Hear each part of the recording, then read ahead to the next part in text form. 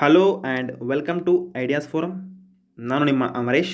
ಇವತ್ತು ನಾವು N C R T 7ನೇ ತರಗತಿಯ 9ನೇ chapter life in the temperate grasslands ಅಥವಾ ಕನ್ನಡದಲ್ಲಿ ಸಮಶೀತೋಷ್ಣ ಹುಲ್ಲುಗಾವಲುಗಳಲ್ಲಿ ಜೀವನ ಪಾರ್ಟ್ 2 ಡಿಸ್ಕಷನ್ ಮಾಡೋಣಂತೆ. ನಮ್ಮ ಟೆಲಿಗ್ರಾಮ್ ಚಾನಲ್ ಐತೆ ಐಡಿಯಾಸ್ ಫೋರಮ್ ಅಂತ. ಯಾರ್ಯಾರು ಜಾಯ್ನ್ ಆಗಿಲ್ಲ ಕೂಡ ಲಘುನ ಬಂದು ಜಾಯ್ನ್ ಆಗಿರಿ. ಆ ಜಾಯ್ನ್ ಆಗೋದ್ರಿಂದ ನಿಮಗೆ ಬೆನಿಫಿಟ್ಸ್ ಏನಪ್ಪ ಅಂದರೆ ಡೈಲಿ ಮೋರ್ ದೆನ್ 100 ಕ್ವಿಜಸ್ನ ನಾವು ಡೈಲಿ ಅಪ್ಲೋಡ್ ಮಾಡ್ತೀವಿ. Exam point of view like K S ಆಗಿರ್ಬೋದು, F D A, S D A ಎಲ್ಲ ಎಕ್ಸಾಮ್ ಪಾಯಿಂಟ್ ಆಫ್ ವ್ಯೂ ನಾವು ಏನು ಮಾಡ್ತಾಯಿದ್ದೀವಿ, ಕ್ವಿಜಸ್ನ ಮಾಡ್ತಾಯಿದ್ದೀವಿ. ಮತ್ತು ಏನಪ್ಪ ಅಂದರೆ ಪ್ರತಿಯೊಂದು ವೀಡಿಯೋದ ಒಂದು PDF ಕೂಡ ನಿಮಗೆ ಆಕ್ಸೆಸ್ ಮಾಡ್ಬೋದು. ಅಪಾರ್ಟ್ ಫ್ರಮ್ PDF ಕ್ವಿಜಸ್ಸು ಹೊರತುಪಡಿಸಿ ನಿಮಗೆ ಏನಪ್ಪ ಅಂದರೆ ಡೈಲಿ ನ್ಯೂಸ್ ಪೇಪರ್ಸ್ ಆಗಿರ್ಬೋದು, ಕರೆಂಟ್ ಅಫೇರ್ಸ್ ನ್ಯೂಸ್ ಆಗಿರ್ಬೋದು, ಮತ್ತು ನಿಮ್ಗೇನಾದರೂ ಒಂದು ಎಕ್ಸಾಮ್ ರಿಲೇಟೆಡ್ ಏನಾದರೂ ಒಂದು ಕ್ವಶನ್ಸ್ ಇದ್ದರೆ, ನಿಮಗೆ ಒಂದು ಏನಾದರೂ ಒಂದು ಪ್ರಾಬ್ಲಮ್ ಇದ್ದರೆ ನೀವು ಏನು ಮಾಡ್ಬೋದು, ನಮ್ಮ ಐಡಿಯಾಸ್ ಫಾರ್ಮ್ ಒಂದು ಫ್ಯಾಕಲ್ಟಿ ಮುಖಾಂತರ ನೀವು ಚರ್ಚಿಸಿ ಒಂದು ಪರಿಹಾರವನ್ನು ನೀವು ತೊಗೋಬೋದು, ಬಗೆಹರಿಸ್ಕೊಳ್ಬೋದು. ಓಕೆ. ಮತ್ತು ನಮ್ಮ ಸ್ನೇಹಿತರ ಅಂತ ನವೀನ್ ಸರ್ ಕೂಡ ಅನ್ಅಕಾಡೆಮಿಯಲ್ಲಿ ಪ್ಲಸ್ ಎಜುಕೇಟರ್ ಆಗಿ ಜಿಯೋಗ್ರಫಿ ಮತ್ತು ಹಿಸ್ಟ್ರಿನ ಟೀಚ್ ಮಾಡ್ತಾರೆ. ಅಲ್ಲಿ ಕೂಡ ನೀವು ಅವ್ರನ್ನ ಫಾಲೋ ಮಾಡ್ಬೋದು. ಓಕೆ ನೋಡಿ, ಕಳೆದ ಒಂದು ಪಾರ್ಟ್ 1ನಲ್ಲಿ ನಾನು ಏನು ಮಾಡಿದ್ದೆ, ಪ್ರೈರೀಸ್ ಹುಲ್ಲುಗಾವಲು ಬಗ್ಗೆ ನಾನು ಡಿಸ್ಕಷನ್ ಮಾಡಿದ್ದೆ. ಅದು ಯಾವ ಥರ ಅಂದರೆ ಅಲ್ಲಿನ ಒಂದು ಜನರು ಯಾವ ಥರ ಇರ್ತಾರೆ, ಮತ್ತು ಪ್ರಾಣಿ ವರ್ಗ ಯಾವುದು, ಸಸ್ಯವರ್ಗ ಯಾವುದು, ಅಲ್ಲೊಂದು ಜನರು ಯಾವ ಥರ ಕ್ಲೈಮೇಟಿಗೆ ಹೊಂದಾಣಿಕೆ ಆಗಿರ್ತೈತೆ ಅಂತ ನಾವು ಡಿಸ್ಕಷನ್ ಮಾಡಿದ್ವಿ. ಈಗ ಪಾರ್ಟ್ 2ಅಲ್ಲಿ ಏನು ಮಾಡೋಣ ಅಂದರೆ ವೇಲ್ಡ್ ಒಂದು ಹುಲ್ಲುಗಾವಲು, ಆಫ್ರಿಕಾದಲ್ಲಿ ಬರುವಂಥ ಒಂದು ವೇಲ್ಡ್ ಹುಲ್ಲುಗಾವಲು ನಾವು ನೋಡೋಣಂತೆ. ಟೆಂಪರೇಟ್ ಗ್ರಾಸ್ಲ್ಯಾಂಡ್ಸ್ ಅಂತ ಕರಿತೀವಿ ನಾವು. ಓಕೆ. ಅಲ್ಲಿನ ಒಂದು ಜನರು ಯಾವ ಥರ ಇರ್ತಾರೆ, ಪ್ರಾಣಿ ವರ್ಗ ಯಾವುದು, ಸಸ್ಯವರ್ಗ ಯಾವುದು, ಮತ್ತು ಅಲ್ಲಿನ ಒಂದು ಟೆಕ್ನಾಲಜಿ ಯಾವ ಥರ ಇದೆ, ಈ ಥರ ನಾವು ಒಂದು ಕ್ಲೈಮೇಟ್ ಯಾವ ಥರ ಒಂದು ಮನುಷ್ಯ ಯಾವ ಥರ ಒಂದು ಹೊಂದಾಣಿಕೆ ಆಗಿರ್ತಾನೆ, ಯಾವ ಥರ ಒಂದು ಒಂದು ಜೀವನ ಕಟ್ಕೋತಾನಂತ ನೋಡೋಣಂತೆ. ಓಕೆ ನೋಡಿ, ದಿ ವೆಲ್ಡ್ಸ್ ಅಂತ ಕರಿತೀವಿ ನಾವು. ಟೆಂಪರೇಟ್ ಗ್ರಾಸ್ಲ್ಯಾಂಡ್ಸ್ನ ಆಫ್ರಿಕಾದಲ್ಲಿ ವೆಲ್ಡ್ಸ್ ಅಂತ ಕರಿತೀವಿ. Okay. Velds are rolling plateau with varying heights. ನೋಡಿ, ಆಲ್ಮೋಸ್ಟ್ ಏನಪ್ಪ ಅಂದರೆ ಪ್ರೈರೀಸ್ ಟೈಪು ಇಲ್ಲ. ಇದು ಪ್ರೈರೀಸ್ ಯಾವ ಥರ ಇತ್ತು, ಫುಲ್ಲು ಫ್ಲ್ಯಾಟ್ ಆಗಿತ್ತು, ಮೀನ್ಸ್ ಸಮತಟ್ಟಾಗಿತ್ತು. ಬಟ್ ಇದು ಈ ಥರ ಸ್ವಲ್ಪ ವೇರಿಯಿಂಗ್ ಹೈಟ್ ಇದೆ. ಓಕೆ. 600 metre to 1100 metre. ನೋಡಿ, ಆಲ್ಮೋಸ್ಟ್ ಏನಪ್ಪ ಅಂದರೆ 600 ಮೀಟರಿಂದ 1100 ಮೀಟರ್ ಮಟ್ಟ ಏನಪ್ಪ ಅಂದರೆ ವೇರಿ ನಾವು ನೋಡ್ಕೋತೀವಿ ಎಲ್ಲಿ, ವೆಲ್ಡ್ಸಲ್ಲಿ. ಓಕೆ. ಇನ್ನು it is bound by the Drakensberg mountains. ಇದು ಎಲ್ಲಿ ಲೊಕೇಟ್ ಇದೆಯಪ್ಪ ಅಂದರೆ ಎಕ್ಸಾಕ್ಟ್ ಲೊಕೇಶನ್ ಎಲ್ಲಿ ಅಂದರೆ ಇದರದು ನೋಡಿ, ಆಫ್ರಿಕಾ ಅಂದ್ಕೊಳ್ಳಿ. ನಿಮ್ಗೆ ಇನ್ನೊಂದು ತಲೆಗೆ ಬರಬೇಕೇನಪ್ಪ ಅಂದರೆ ಮೈಂಡ್ ಮ್ಯಾಪಿಂಗ್ ಹೇಳಿದ್ದಲ್ಲಿ ನಿಮಗೆ. ಮೈಂಡ್ ಮ್ಯಾಪಿಂಗ್ ಜಸ್ಟ್ ಏನಪ್ಪ ಅಂದರೆ ಓವರ್ ವ್ಯೂ ಏನಪ್ಪ ಅಂದರೆ ಆಫ್ರಿಕಾ ಅಂದ್ಕೊಳ್ಳಿ ನೀವು ತಿಳ್ಕೊಬೋದು. ಹೌದಾ. ಸವನ್ನಾ ಹುಲ್ಲುಗಾವಲು, ಸಹರಾ ಡೆಸರ್ಟ್. ಓಕೆ. ಈ ಕಡೆ ರೆಡ್ ಸಿ ಇದೆ, Suez canal, Bab el Mandeb strait, Indian ocean, ಮತ್ತೇನು ಈ ಕಡೆ ಕಲಹರಿ ಡೆಸರ್ಟ್, ಡಾರ್ಕೆನ್ಸ್ಬರ್ಗ್ ಮೌಂಟೇನು. ಹೌದಾ. ಈ ಕಡೆ ಗಿಬ್ರಾಲ್ಟರ್ ಸಿ ಅಥವಾ ಗಿಬ್ರಾಲ್ಟರ್ ಸ್ಟ್ರೇಟ್. ಈ ಥರ ನೀವು ಒಂದು ಓವರಾಲ್ ಆಗಿ ಒಂದು ಮೈಂಡ್ ಮ್ಯಾಪ್ನ ಮಾಡ್ಕೊಳ್ಳಿ. ಏನಪ್ಪ ಅಂದರೆ exam point of view means especially world geography ನೀವು ಈ ಥರ ನಿಮಗೆ ಫುಲ್ ಈಸಿಯಾಗಿ ನಿಮಗೆ ಏನಾದರೂ ಟ್ಯಾಕಲ್ ಆಗ್ತೈತೆ ಆರಾಮ್. ಓಕೆ. ಈ ಥರ ನೀವು ಮಾಡ್ಕೊಳ್ಳಿ. ನೋಡಿ, ಆಗಲೇ ಹೇಳಿದಲ್ಲ ಡಾರ್ಕೆನ್ಸ್ಬರ್ಗ್ ಮೌಂಟೇನ್ಸ್ ಒಂದು ಈಸ್ಟು, ಮತ್ತು ವೆಸ್ಟ್ ಏನಪ್ಪ ಅಂದರೆ ಕಲಹರಿ ಡೆಸರ್ಟ್ ಐತಿ. ಓಕೆ. ನೋಡಿ, ಇದು ಡಾರ್ಕೆನ್ಸ್ಬರ್ಗ್ ಮೌಂಟೇನ್. ಹೌದಾ. ಇದು ಈಸ್ಟರ್ನ್ ಸೈಡ್ ಇದ್ದರೆ, ಮತ್ತು ವೆಸ್ಟರ್ನ್ ಸೈಡ್ ಏನಪ್ಪ ಅಂದರೆ ಕಲಹರಿ ಡೆಸರ್ಟ್ ಎಲ್ಲಿ ಲೊಕೇಟ್ ಆಗಿದೆ ಅಂದರೆ ಇದು ನಮಿಬಿಯಾ ಮತ್ತು ಬೋಟ್ಸ್ವಾನಾ ಒಂದು ಎರಡು ಕಂಟ್ರಿಯಲ್ಲಿ ಏನಪ್ಪ ಅಂದರೆ ಕಲಹರಿ ಡೆಸರ್ಟ್ ಲೊಕೇಟ್ ಆಗಿದೆ. ಓಕೆ. ಮತ್ತು ಇನ್ನು ರಿವರ್ಸ್ ನೋಡಿ, ರಿವರ್ ಲಿಂಪೋಪೋ ಮತ್ತು ರಿವರ್ ಆರೆಂಜ್ ಎಕ್ಸಾಂಪಲ್ ಕೇಳ್ಯಾರ ಆಲ್ಮೋಸ್ಟ್ ಏನಪ್ಪ ಅಂದರೆ ರಿವರ್ ಆರೆಂಜ್ ಯಾವ ಕಂಟ್ರಿಯಲ್ಲಿ ಐತೆ ಅಂತ ಕೇಳ್ಯಾರ. Okay. Africa, USA means north America, ಈ ಥರ ಒಂದು ಆಪ್ಷನ್ ಕೊಟ್ಟು ಯಾವ ಕಂಟ್ರಿ ಐತೆ ಅಂತ ಕೇಳ್ತಾರೆ. ಓಕೆ. ನೀವು ಕೂಡ ಒಂದು ಇವನ್ನ ರಿವರ್ಸ್ ನೇಮ್ ಮಾಡ್ಕೊಂಡು ನೆನಪಿಟ್ಕೊಳ್ಳಿ. ಓಕೆ. ನೋಡಿ, ಇನ್ನು ಕ್ಲೈಮೇಟ್ ಯಾವ ಥರ ಒಂದು ಹವಾಮಾನ ಐತಪ್ಪ ಅಲ್ಲಿನ ಒಂದು ವೆಲ್ಡ್ಸಲ್ಲಿ ಯಾವ ಥರ ಹವಾಮಾನ ಇದೆ ಅಂತ ನೋಡೋಣಂತೆ. The velds have mild climate due to influence of the Indian ocean. ನೋಡಿ, ಇಂಡಿಯನ್ ಓಷನ್ ಇರೋದ್ರಿಂದ ಏನಪ್ಪ ಅಂದರೆ ಇಲ್ಲಿ ನೋಡಿರ್ತೀರಿ ನೀವು ಈಸ್ಟರ್ನ್ ಸೈಡಲ್ಲಿ ಇಂಡಿಯನ್ ಓಷನ್ ಐತೆ. ಓಕೆ. ಇಂಡಿಯನ್ ಓಷನ್ ಇರೋದ್ರಿಂದ ಇಲ್ಲಿ ಟೆಂಪ್ರೇಚರ್ ಏನಪ್ಪ ಅಂದರೆ ಫುಲ್ಲು ಅತಿ ಹಾರ್ಶ್ ಆಗಿಲ್ಲ. ಹಾರ್ಶ್ ಅಂದರೆ ಏನು ಗೊತ್ತಾ? ಹಾರ್ಶ್ ಅಂದರೆ ನಾ ಎಕ್ಸಾಂಪಲ್ ಮುಖಾಂತರ ಹೇಳ್ಬೇಕಂದ್ರೆ ನಿಮಗೆ ಡೆಲ್ಲಿ ತಗೋರಿ. ಇಲ್ಲಿ ಏನಪ್ಪ ಅಂದರೆ ಎಕ್ಸ್ಟ್ರೀಮ್ ಟೆಂಪ್ರೇಚರ್ಸ್ ಮೀನ್ಸು ಅದು ಅತಿ ಏನಪ್ಪ ಅಂದರೆ ಫುಲ್ಲು ಹಾಟ್ ಆಗಿರ್ತೈತಿ.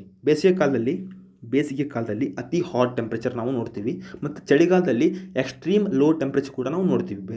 ಆಲ್ಮೋಸ್ಟ್ ಏನಪ್ಪ ಅಂದರೆ full ತಂಡಿರ್ತೈತಿ.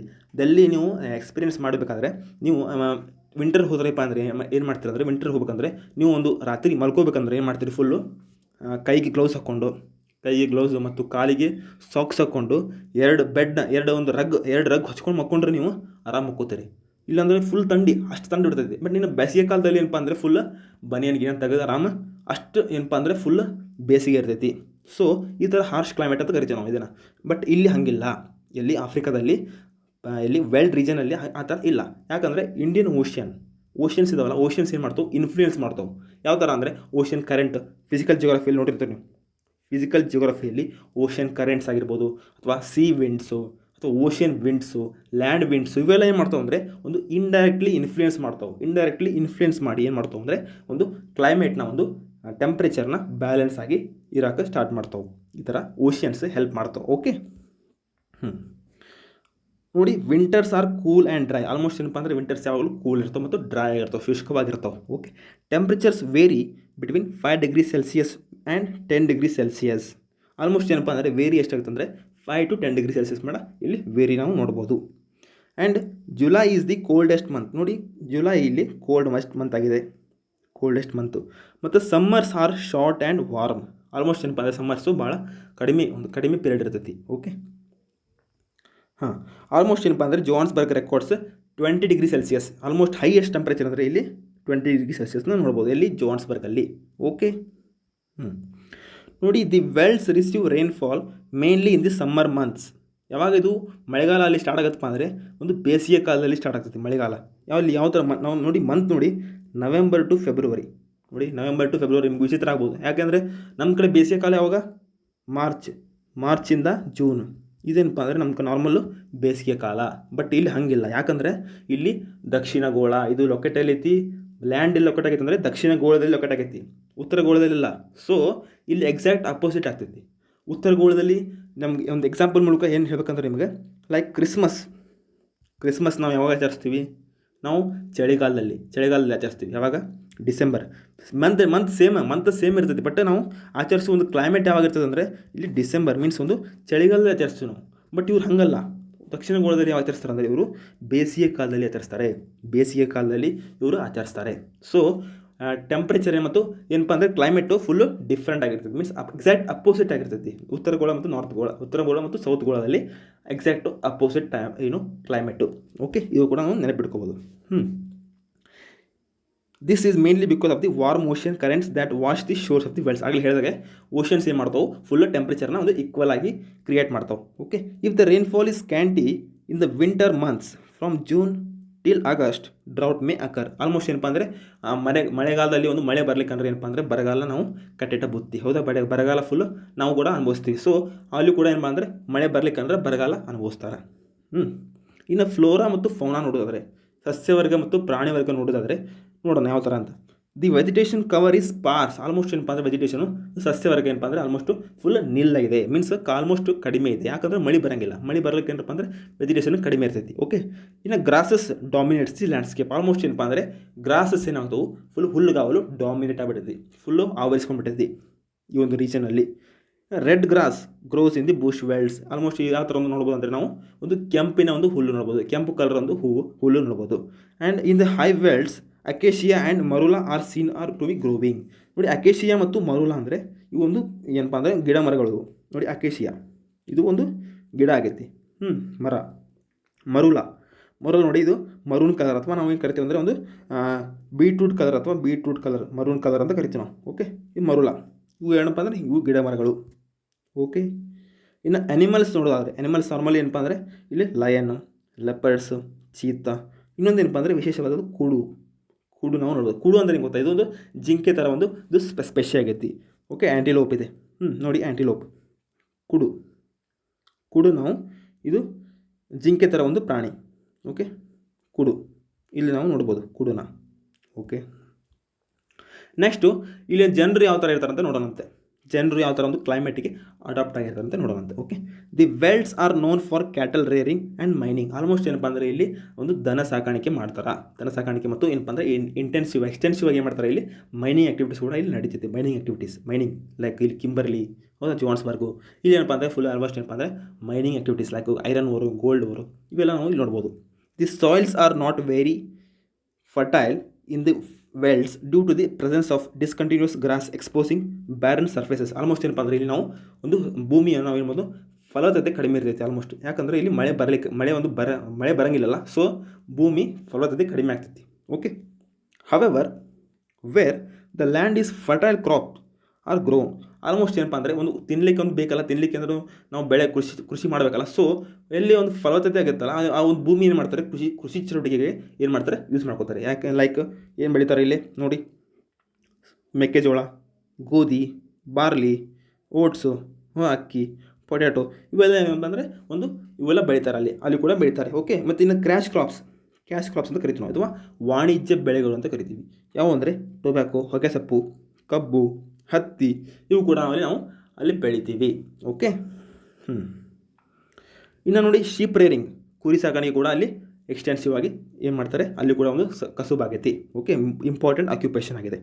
Sheep is bred mainly for wool and has given risen to the wool industry. Almost ಏನಪ್ಪ ಅಂದರೆ ಶೀಪ್ ಇದಕ್ಕೊಂದು ಕುರಿ ಸಾಕಾಣಿಕೆ ಅದಕ್ಕೊಂದು ಇಲ್ಲಿ ಬೆಳೆಸ್ತಾರಂದ್ರೆ ಯಾಕೆ ಮಾಡ್ತಾರಂದರೆ ಇಲ್ಲಿ ಅದರ ಒಂದು ಉಣ್ಣೆ ಬರ್ತಲ್ಲ, ಆ ಉಣ್ಣೆ ಮುಖಾಂತರ ಏನು ಮಾಡ್ತಾರೆ, ಒಂದು ಇಂಡಸ್ಟ್ರಿ, ಶೀಪ್ ಉಣ್ಣೆ ಇಂಡಸ್ಟ್ರಿ ಮುಖಾಂತರ ಅಲ್ಲಿ ಮಾಡಲಿಕ್ಕೆ ಏನು ಮಾಡ್ತಾರೆ, ಶೀಪ್ನ ಒಂದು ರೇರ್ ಮಾಡ್ತಾರೆ, ಅಥವಾ ನಾವು ಕುರಿ ಸಾಕಾಣಿಕೆ ಮಾಡ್ತಾರೆ. ಇಲ್ಲಿ ಮೇನ್ ಅಂದರೆ ಇಲ್ಲಿ ಉಣ್ಣೆ ಸಲುವಾಗಿ.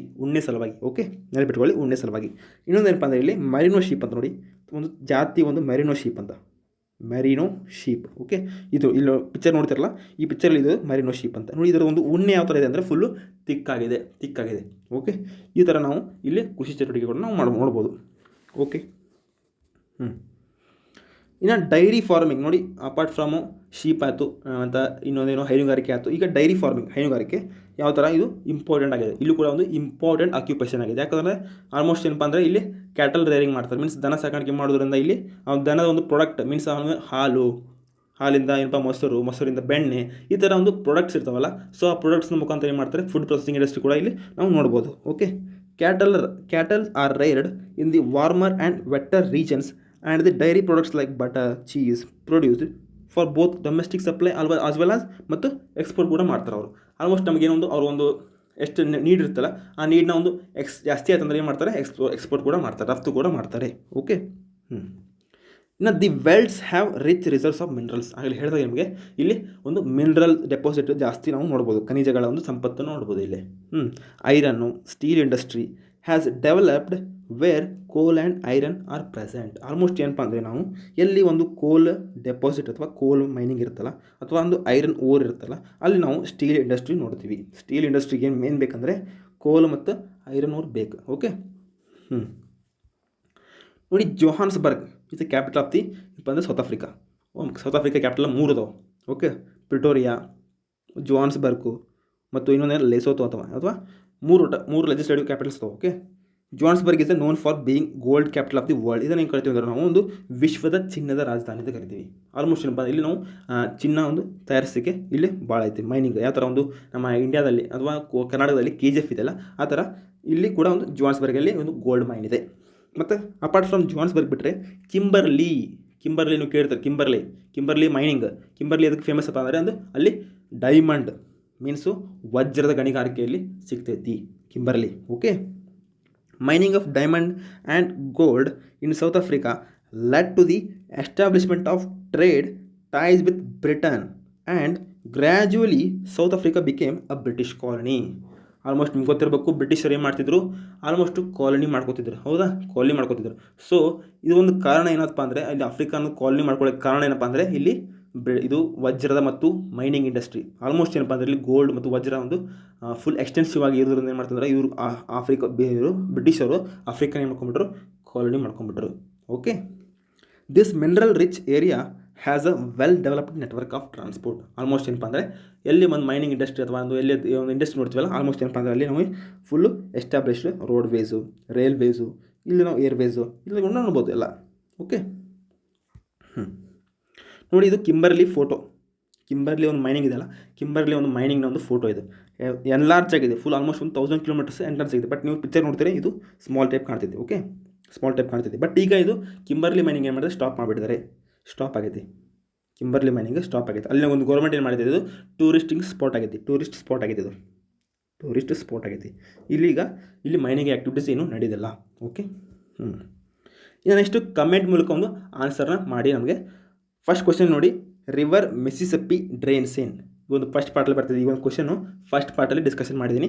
ರಿವರ್ ಮಿಸಿಸಿಪ್ಪಿ ಎಲ್ಲಿ ಒಂದು ಹರಿತೈತಿ, ಎಲ್ಲಿ ಒಂದು ಹರಿತಾಳಗಿ ಅಂದರೆ ಎಲ್ಲಿ, ಕೆನಡಾದಲ್ಲೋ, ಆಫ್ರಿಕಾದಲ್ಲಿ ಅಥವಾ USA ಅಂತ ಕಮೆಂಟ್ ಮೂಲಕ ತಿಳಿಸಿ. ಸೆಕೆಂಡ್ ಕ್ವಶನ್ ನೋಡಿ, Drakensberg mountains are to the west of, means ಒಂದು ವೆಸ್ಟ್ ಅಥವಾ ಪಶ್ಚಿಮ ಭಾಗದಲ್ಲಿ, ಡಾರ್ಕೆನ್ಸ್ಬರ್ಗ್ನ ಒಂದು ಪಶ್ಚಿಮ ಭಾಗದಲ್ಲಿ ಏನದ ಒಂದು ಡಾರ್ಕೆನ್ಸ್ಬರ್ಗ್ನ ಒಂದು ಪಶ್ಚಿಮ ಭಾಗದಲ್ಲಿ ಯಾವುದನ್ನು ಕಾಣ್ಬೋದು ನಾವು, ಪ್ರೈರೀಸ್ ಕಾಣ್ತೀವೋ, ವೆಲ್ಡ್ಸ್ ಕಾಣ್ತೀವೋ ಅಥವಾ ಪಂಪಾಸ್ ಕಾಣ್ತೀವೋ ಅಂತ ನಾವು ಕಮೆಂಟ್ ಮೂಲಕ ತಿಳಿಸಿ. ಥರ್ಡ್ ಕ್ವಶನ್ ನೋಡಿ, merino is a species of, merino ಅಂದರೆ ಒಂದು ತಾಳಿಯ ಒಂದು ಯಾವುದೊಂದು ತಳಿ ಇದೆ, ಫಿಶು ಅಥವಾ ಎಲಿಫೆಂಟು ಅಥವಾ ಶೀಪ್. ಓಕೆ. ಫೋರ್ತ್ ಕ್ವಶನ್ ನೋಡಿ, Kimberley is a famous for, Kimberley ಯಾವುದಕ್ಕೆ ಫೇಮಸ್ ಆಗಿದೆ, ಡೈಮಂಡ್ಗೆ, ಸಿಲ್ವರ್ಗೆ ಅಥವಾ ಪ್ಲಾಟಿನಮ್ಗೆ. ಕಮೆಂಟ್ ಮೂಲಕ ನಮಗೆ ತಿಳಿಸಿ, ಆನ್ಸರ್ ತಿಳಿಸಿ. ಓಕೆ. ಹಾಂ, ಹೆಚ್ಚಿನ ಒಂದು ವಿಡಿಯೋಗೋಸ್ಕರ ನೀವು ನಮ್ಮ ಯೂಟ್ಯೂಬ್ ಚಾನಲನ್ನು ಸಬ್ಸ್ಕ್ರೈಬ್ ಮಾಡಿ, ಮತ್ತು ಆಲ್ಮೋಸ್ಟ್ ನಮ್ಮ ಒಂದು ವಿಡಿಯೋ ನಿಮಗೆ ಇಷ್ಟ ಆದರೆ ಲೈಕ್ ಮಾಡಿ, ಮತ್ತು ಏನಪ್ಪ ಅಂದರೆ ಹೆಚ್ಚಿನ ಆಲ್ಮೋಸ್ಟ್ ಏನಪ್ಪ ಅಂದರೆ ಎಷ್ಟು ಮ್ಯಾಕ್ಸಿಮಮ್ ಎಷ್ಟು ಪಾಸಿಬಲ್ ಆಗುತ್ತೆ ಅಷ್ಟು ನಿಮ್ಮ ಫ್ರೆಂಡ್ಸ್ಗೆ ಏನು ಮಾಡಿರಿ, ಶೇರ್ ಮಾಡಿರಿ. ಇದು ನಮಗೆ ಕೇಳ್ಕೊಳ್ತಾರೆ ಅದನ್ನ ಅಷ್ಟೇ. Okay. Have a nice day. Thank you.